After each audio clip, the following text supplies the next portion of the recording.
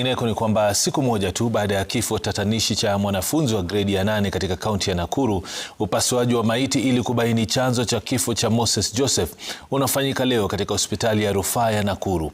Tuungane na Evans Asiba moja kwa moja sasa kutoka Nakuru aweze kutupasha mengi. Evans.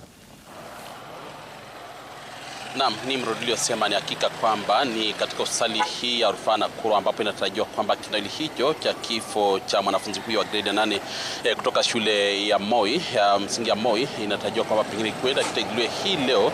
Tulipo ni katika lango kuu la hospitali hii, hatua chache kutoka katika chumba cha kulaza maiti au mwili, ambapo kutakuwa kukifanyika shughuli hiyo ya upasuaji, tukiwa na familia hapa.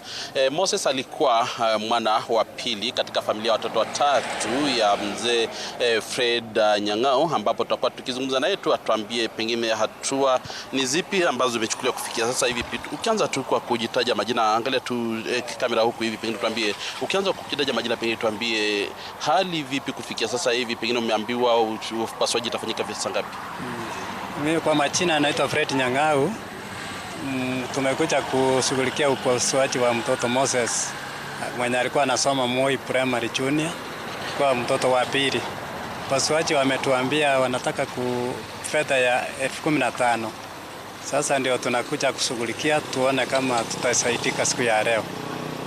Kwa sasa tuko katika hii mochari hapa ya kaketi ya hospitali.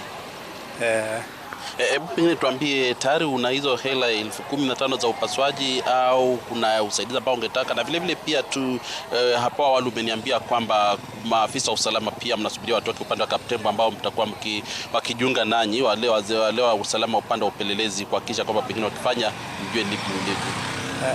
Baada tutapata hizo pesa, lakini tulikuwa tunaomba tu serikali kama itaweza kutusaidia ili tuweze kushughulika na hiyo shida yenye tumepata. Tutapata, lakini tunataka usaidizi kutoka kwa serikali shughulikie hiyo shida ndio tupate haki. Najua ni uchungu kumpoteza mwanao wa pili kati ya watoto watatu. Pengine kufikia sasa kama familia, najua ni haki mnataka. Kufikia sasa hivi shule imewazungumzia lolote na serikali imwambia chochote au bado wamesalia kimya? Bado shule tunaongojea watuambie jambo, yani hawajazungumza na nasi, kwa sababu sasa leo ndio tumekuja tusikie jambo la kutoka shule ni nini hasa wanaweza tuambia, kama kuna usaidizi yoyote kuhusu huyu mtoto, kwa sababu yeye alikuwa ameenda shule kawaida na hakuwa na shida yoyote.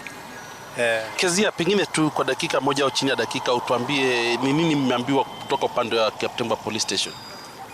Kufikia sasa yule ambaye yuko in charge bado yuko pale Kaptembwa, anashughulika aweze kupata, anafaa kuja na msaidizi wake ambaye atakuwa ni kama witness katika kuangalia shughuli nzima ya upasuaji ikifanyika, ndiposa aweze pia naye kupeana ripoti ya kwake. Kwa hivyo bado tunamsubiri aweze kutoka Kaptembwa, wako katika nyakati za mwisho kabla ya kufika hapa. Haya basi, Nimrod, uliosikia hao ni wanafamilia wa familia hiyo ya Moses Joseph ambaye alifariki hapo jana akiwa shuleni katika mazingira yasiyoeleweka.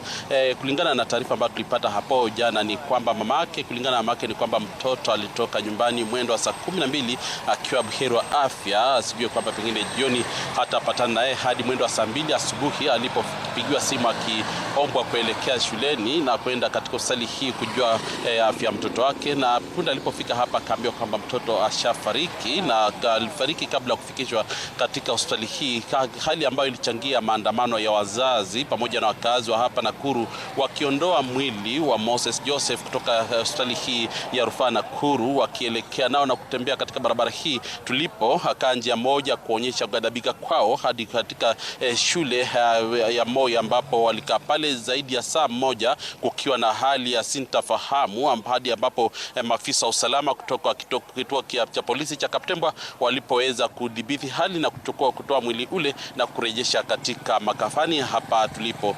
Tutakuwa tukifuatia taarifa hii na kujua pengine ripoti ya daktari kuhusiana na swala hili nzima la upasuaji itakuwa inasema vipi, na kuandaa katika taarifa zetu hapo baadaye na kumjuza mtazamaji kifo hiki kina pengine mambo yepi ndani yake. Mimi ni Evans Asiba, kazi kwako Nimrod.